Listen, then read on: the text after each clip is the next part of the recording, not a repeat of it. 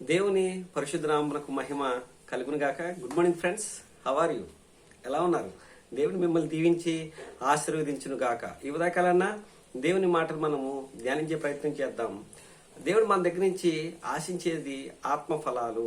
మారు మనసుకు కలిగిన ఫలాలు మనము ఫలించాలి, తగిన ఫలాలు మనము ఫలించాలనేదే దేవుడి యొక్క కోరిక.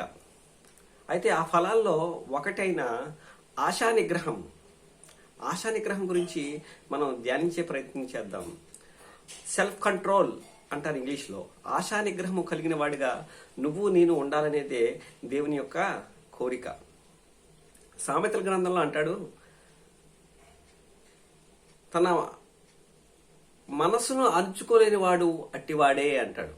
అంటే ప్రాకారం లేక పాడైపోయిన పురము ఎట్టిదో తన మనసును అంచుకోలేక ఉన్నవాడు అట్టివాడే అంటాడు.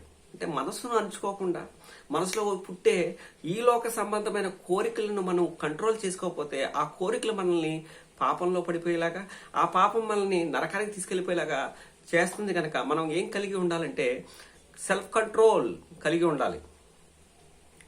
మొదటి తిమోతికి రాసిన పత్రిక, తిమోతికి రాసిన 2వ పత్రిక 1వ అధ్యాయము 7వ వచనంలో అంటాడు, దేవుడు మనకు శక్తియు ప్రేమయు ఇంద్రియ నిగ్రహం గల ఆత్మని ఇచ్చినని గాని పిరికితనమైన ఆత్మను మనకు ఇయ్యలేదు అని చెప్పి అపోస్తుడైన పౌలు తిమోతికి చెప్తాడు. దేవుడు నీకు నాకు ఇచ్చింది ఏంటంటే ఇంద్రియ నిగ్రహము. మనకి ఎన్ని ఇంద్రియాలు ఉన్నాయండి? పంచేంద్రియాలు. ఈ ఇంద్రియాలు, సంసోను తన కంటి చూపుని తిప్పుకోలేకపోయాడు. సంసోను పాపంలో పడిపోయాడు. ఆ పాపం తనని ఎక్కడి దాకా తీసుకువెళ్ళిందంటే తనను తాను చంపుకునేంత వరకు ఆ పాపం నిన్ను నన్ను తీసుకువెళ్ళిపోతుంది. కళ్ళను నువ్వు కంట్రోల్ చేసుకోవాలి, నోటిని కంట్రోల్ చేసుకోవాలి, చెవుల్ని కంట్రోల్ చేసుకోవాలి, నీ శరీరాన్ని నువ్వు కంట్రోల్ చేసుకోవాలి. శరీరమే ప్రధాన శత్రువు ఒక ఆత్మీయుడికి. ఈ విషయం మీరు గమనించాలి. అందుకనే సెల్ఫ్ కంట్రోల్ కలిగి మనం ఉండాలి.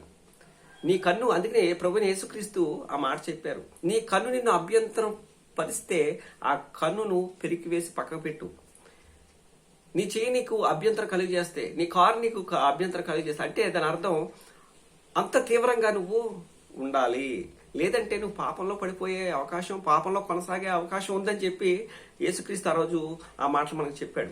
కనుక మనం ఏ విషయంలోనే సరే మనం ఎప్పుడైతే సెల్ఫ్ కంట్రోల్, ఆశా నిగ్రహం కలిగి మనం జీవిస్తామో, ఆశా నిగ్రహం కలిగి మనం ఉంటామో మన జీవితాలు బాగుంటాయి. కనుక దేవుడి ఉదయకాలన్న సహోదరి మణి అమ్మ వినండి, తండ్రి చెల్లి తమ్ముడు వినండి, దేవుడు మనకు ఇంద్రియ నిగ్రహం గల ఆత్మని ఇచ్చాడు. కనుక మనం ఆ ఇంద్రియ నిగ్రహాన్ని కొనసాగించినట్లయితే దేవుడు చెప్తున్నాడు ఈ మాట, ఉదయకాలన్న నువ్వు నీ ఇష్టానుసారంగా మాట్లాడడానికి కానీ, నీ ఇష్టానుసారంగా చూడడానికి కానీ, నీ ఇష్టానుసారంగా ఇవ్వబడితే వింటాం కానీ వీళ్ళే నువ్వు యేసుక్రీస్తు రక్తంతో కడగబడిన వాడివైతే దేవుని వాక్యాన్నే చూడాలి, దేవుని వాక్యాన్నే మాట్లాడాలి, దేవుని వాక్యాన్నే వినాలి.